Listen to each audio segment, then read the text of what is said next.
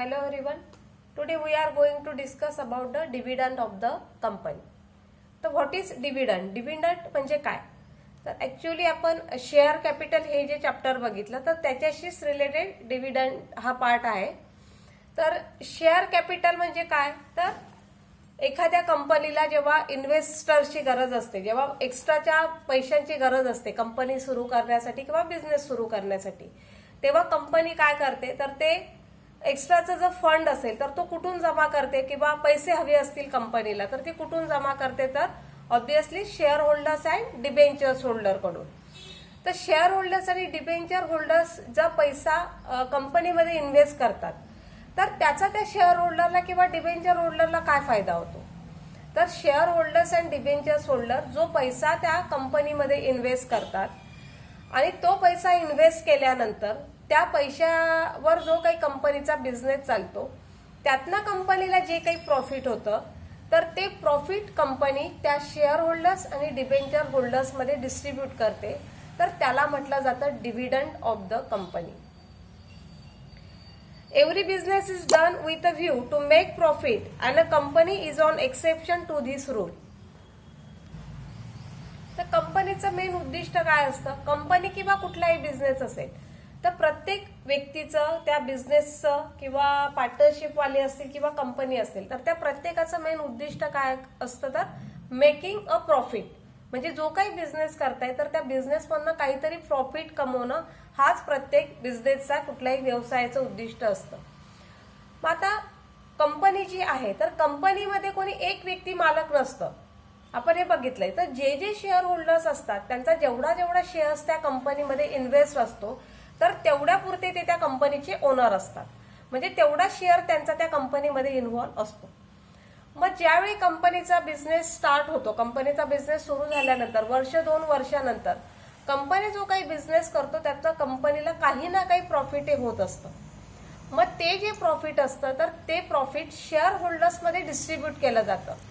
तर ते जे प्रॉफिट डिस्ट्रीब्यूट केलं जातं शेअर होल्डर्सला तर त्या प्रॉफिटला म्हटलं जातं डिव्हिडंड ऑफ द कंपनी.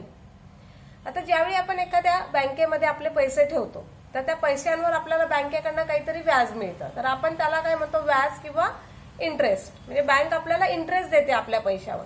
तसं जेव्हा शेअर होल्डर्स किंवा डिबेंचर्स होल्डर्स एखाद्या कंपनीमध्ये पैसे त्यांचे इन्व्हेस्ट करतात, कंपनीचे शेअर परचेस करतात किंवा डिबेंचर्स परचेस करतात आणि त्याच्यावर जर कंपनीला प्रॉफिट झालं तर त्या व्यक्तीच्या शेअर होल्डरला किंवा डिबेंचर होल्डरला त्यांचा जेवढा शेअर्स कंपनीमध्ये इन्व्हेस्ट असतो तर त्याच्या बेसवर त्या ऍव्हरेजवर त्यांना तो प्रॉफिट तिथे डिस्ट्रीब्यूट केला जातो. तर तो जो प्रॉफिट शेअर होल्डरला डिस्ट्रीब्यूट केला जातो तर त्याला म्हटलं जातं डिव्हिडंड ऑफ द कंपनी. तर आता हा जो प्रॉफिट असतो हा डिव्हिडंड असतो तर तो शेअर होल्डर्सला डिस्ट्रीब्यूट कधी केला जातो तर ज्यावेळी अॅन्युअल जनरल मीटिंग असते कंपनीची.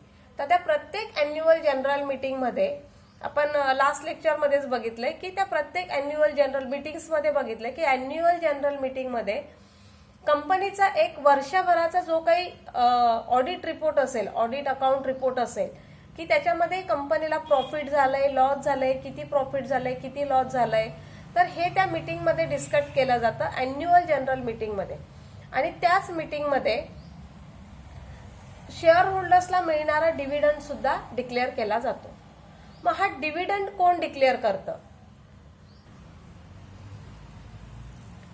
तर तो जो प्रॉफिट असतो तो ज्यावेळी अॅन्युअल जनरल मीटिंगच्या आधी कंपनीचं बोर्ड ऑफ डायरेक्टर्स असतात त्यांची मीटिंग होते आणि त्याच्यात हे डिसाईड केलं जातं की आपल्याला डिव्हिडंड शेअर होल्डर्सला किती प्रमाणात डिव्हिडंड डिस्ट्रीब्यूट करायचा आहे आणि कशा प्रकारे तो डिव्हिडंड डिस्ट्रीब्यूट करायचा आहे. तर companies act allows dividend to be paid out of 3 sources, namely profit of the company for the year for which dividend are to be paid, undistributed profit of the previous financial year, and third, money provided by the central government or a state government for the payment of dividend in pursuance of a guarantee by the government concerned. तर हे जे 3 प्रकार दिलेले आहेत तर त्यानुसार share होल्डर्सला dividend distribute केला जातो. म्हणजे त्या चालू वर्षाचा कंपनीला झालेला प्रॉफिट किंवा आदल्या वर्षी एखादा कंपनीला प्रॉफिट झाला असेल परंतु तो डिव्हिडंड म्हणून शेअर होल्डर्समध्ये डिस्ट्रीब्यूट केलेला नसेल, किंवा एखादी गव्हर्नमेंट कंपनी असेल आणि त्याच्यामध्ये शेअर्स बाय गॅरंटेड शेअर्स असतील आणि त्याच्यावर गॅरंटी दिलेली असेल की असे असे शेअर्स ह्या गॅरंटीने शेअर होल्डर्सला डिस्ट्रीब्यूट केला जाईल, डिव्हिडंड डिस्ट्रीब्यूट केला जाईल, तर अशा प्रकारचा डिव्हिडंड हा शेअर होल्डर्समध्ये डिस्ट्रीब्यूट केला जातो. तर प्रत्येक अॅन्युअल जनरल मीटिंगमध्ये डिव्हिडंड हा डिक्लेअर केला जातो. आधी बोर्ड ऑफ डिरेक्टर्स ते ठरवतात आणि त्यानंतर शेअर होल्डर्सला त्याची माहिती दिली जाते आणि मग share holders dividend annual general मीटिंगमध्ये डिक्लेअर करतात की इतक्या इतक्या अशा प्रकारचा डिव्हिडंड हा प्रत्येक शेअर होल्डरला मिळणार आहे. आता डिव्हिडंड प्रत्येक वेळी दरवर्षी डिव्हिडंड शेअर होल्डर्सला दिलाच जातो का, तर असं काही कंपल्सरी नाहीये. तर ज्यावेळी कंपनीला प्रॉफिट होतं त्याच वेळी डिव्हिडंड हा शेअर होल्डर्समध्ये डिस्ट्रीब्यूट केला जातो. जर एखाद्या वेळेस कंपनी लॉसमध्ये गेलेली असेल, कंपनी जर लॉसमध्ये असेल तरी कंपनीला शेअर होल्डर्सला डिव्हिडंड देणं कंपल्सरी का, तर नाही. A company cannot declare dividend in to the following circumstances. First, when a company is not having profit, that is a loss-making company.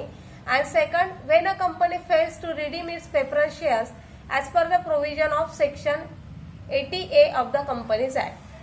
म्हणजे ज्यावेळी कंपनी लॉसमध्ये असेल तर त्यावेळी कंपनीला डिव्हिडंड डिक्लेअर करण्याची आवश्यकता नसते, किंवा कंपनीने काही प्रेफरन्स शेअर्स असतात की ह्या वर्षी आपण फक्त प्रेफरन्स शेअर होल्डर्सलाच डिव्हिडंड डिस्ट्रीब्यूट करणार आहोत, किंवा त्यांच्या त्या प्रोव्हिजननुसार कंपनीची जी काही प्रोव्हिजन असेल तर त्यावेळी कंपनी प्रत्येक शेअर होल्डरला डिव्हिडंड तिथे डिस्ट्रीब्यूट करत नाही. आता जो डिव्हिडंड शेअर होल्डर्सला दिला जातो तर तो किती पर्सेंटेजमध्ये दिला जातो. समजा कंपनीला 100% प्रॉफिट झाला असेल तर पूर्ण 100% जे प्रॉफिट शेअर होल्डर्समध्ये डिस्ट्रीब्यूट केलं जातं का, तर नाही. तर कंपनीला तो अधिकार आहे, कंपनीचे बोर्ड ऑफ डायरेक्टर्स ते ठरवतील की कंपनीचा काही भाग जो प्रॉफिटचा आहे तो रिझर्व्ह ठेवला जातो आणि तो कंपनीच्या इतर बिझनेसमध्ये वापरला जातो आणि त्यातला काही जो पार्ट आहे तर तो शेअर होल्डर्समध्ये ॲज अ डिव्हिडंड म्हणून डिस्ट्रीब्यूट केला जातो. सर्वच्या सर्व प्रॉफिट शेअर होल्डर्सला डिस्ट्रीब्यूट करावं असं काही कंपल्सरी नसतं.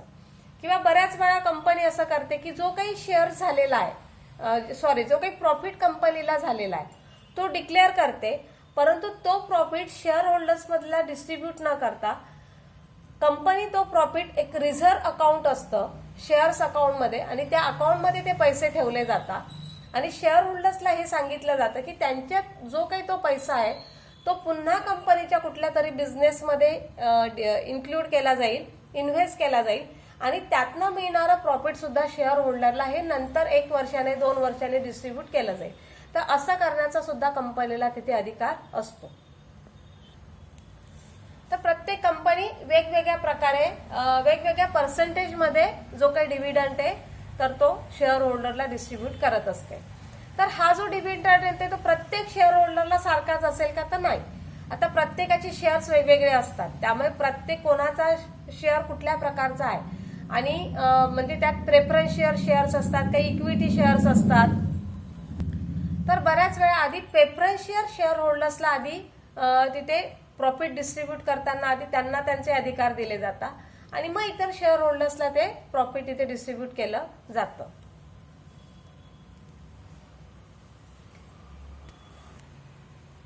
तर कुठल्या कुठल्या शेअर होल्डरला कंपनी डिव्हिडंड डिक्लेअर करते, तर company can pay dividend only to the share holders of the company that is whose name appears on the register of the members maintained by the company and whose name appears on the register of the beneficial owners maintained by the depository. तर कंपनीच्या नियमानुसार कुठल्या कुठल्या share होल्डरला आधी preference दिला पाहिजे, कुठल्या कुठल्या शेअर होल्डर्स मध्ये डिव्हिडंड डिक्लेअर केला पाहिजे, तर हे कंपनीच्या रूल्स अँड रेग्युलेशननुसार ऑलरेडी ठरवलेलं असतं. तर कुठलाही डिव्हिडंड कंपनीने डिक्लेअर करण्याच्या आधी त्याची प्रोसिजर असते, तर ती सर्व प्रोसिजर फॉलो केल्यानंतरच कंपनी तो डिव्हिडंड शेअर होल्डर्स मध्ये डिस्ट्रीब्यूट करत असते. सगळ्यात आधी कंपनीला काय करायचं असतं, तर recommendation by board of directors, म्हणजे बोर्ड ऑफ डायरेक्टर्सची तिथे मान्यता घेतली जाते की अशा अशा प्रकारचा डिव्हिडंड आहे, त्यातला किती डिव्हिडंड आपण शेअर होल्डर्सला डिस्ट्रीब्यूट करू शकतो, किती डिव्हिडंड आपण कंपनीच्या इतर बिझनेससाठी वापरू शकतो, किंवा किती डिव्हिडंड आहे जो आपण ऍज अ रिझर्व्ह डिव्हिडंड म्हणून कंपनीला जर उद्या फ्युचरमध्ये गरज लागली तर आपण ठेवू शकतो, त्यापैकी किती डिव्हिडंड आपण शेअर होल्डर्सला देऊ शकतो. हे सगळं रिकमेंडेशन बोर्ड ऑफ डायरेक्टर्सचं झाल्यानंतर मग ते शेअर होल्डर्सचं अप्रुव्हल घेतात आणि शेअर होल्डर्सला डिक्लेअर केलं जातं आणि त्यानुसार शेअर होल्डर्स अॅन्युअल जनरल मीटिंगमध्ये डिक्लेअर करतात की त्यांना जे काही डिव्हिडंड तिथे डिक्लेअर झालेले आहे तर ते अॅन्युअल जनरल मीटिंगमध्ये डिक्लेअर केले जातात आणि त्यानंतर ते शेअर होल्डर्समध्ये डिस्ट्रीब्यूट केले जातात. आता ते डिस्ट्रीब्युशन कसं केलं जातं, तर कॅशमध्ये शेअर होल्डर्सला पैसे दिले जातात का, तर नाही. तर जे शेअर होल्डर्स असतात त्यांचे काही अकाउंट्स असतात, त्यांचं शेअर होल्डरचं अकाउंट असेल, त्यांचे इतर काही डीमॅट अकाउंट्स असतील, बँकेचे अकाउंट्स असतील, तर त्या अकाउंटमध्ये त्या शेअर होल्डर्सचा जो काही डिव्हिडंड आहे तर तो त्या प्रत्येक शेअर होल्डरला त्याच्या अकाउंटमध्ये डिस्ट्रीब्यूट केला जातो. किंवा चेक थ्रू सुद्धा डिव्हिडंड दिला जातो. बऱ्याच वेळा तो जो काही डिव्हिडंड आहे तो रिझर्व्ह ठेवला जातो आणि नंतर फ्युचरमध्ये जर कंपनी तो डिव्हिडंड दुसऱ्या कुठल्या तरी बिझनेसमध्ये इन्व्हेस्ट करते आणि त्यातनं मिळणारा प्रॉफिट सुद्धा शेअर होल्डरला ऍज अ डिव्हिडंड म्हणून तिथे दिला जातो. तर हे झालं डिव्हिडंड ऑफ द कंपनी.